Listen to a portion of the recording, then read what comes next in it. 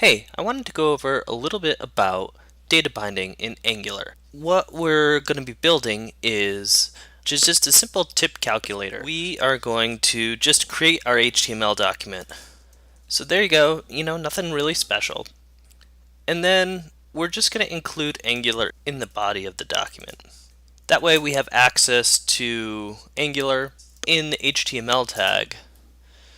We're going to have to give it ng app. This just tells Angular that what we're going to be working with is contained within this outermost HTML tag. So we're just going to give this a title. So we're going to start out with a p tag.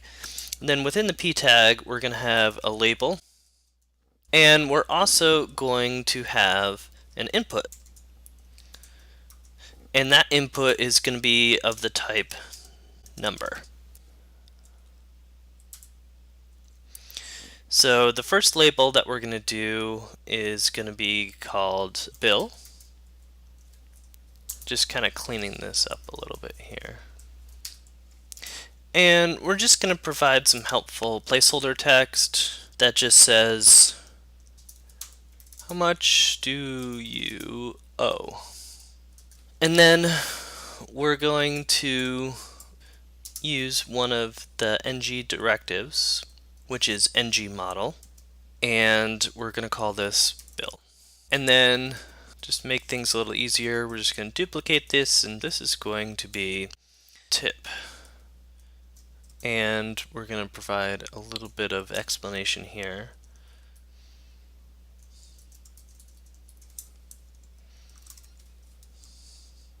So good, now we have our form. So now let's do some output of this. So we're just going to do a p tag, and in that p tag we're just going to have a strong for the label, tip amount. Looking good. And then we're going to say, well, the tip amount is the bill times the tip. So that should give us the tip amount. We're also going to do the total. And the total is going to be bill, and then bill times tip. And make sure that we don't forget to put a little plus there. So let's see what we got. If I put in 10 and then I say 0.2, we got 2 and 12.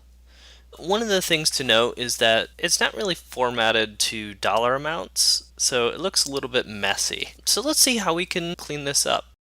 We're actually going to put in a label here. We're going to put bill.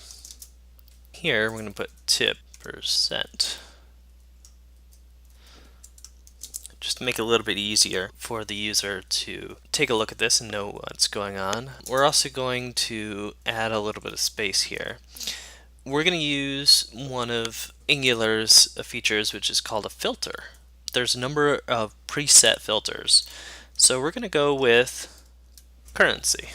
So now, when I refresh this, we now have a well-formatted document. Let's take a step back and look at what we actually accomplished here and what we needed in order to accomplish it. Just going through the app really quick, we have the ng app and a ng model.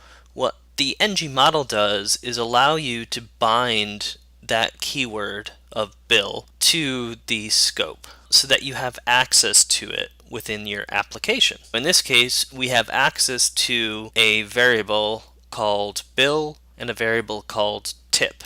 And then we can perform expressions on those variables right within the HTML. So that's what you're seeing here is a simple math expression of take the bill, multiply it by the tip. Another thing that we have here is this pipe symbol. This pipe symbol signifies a filter, and this particular filter is called currency.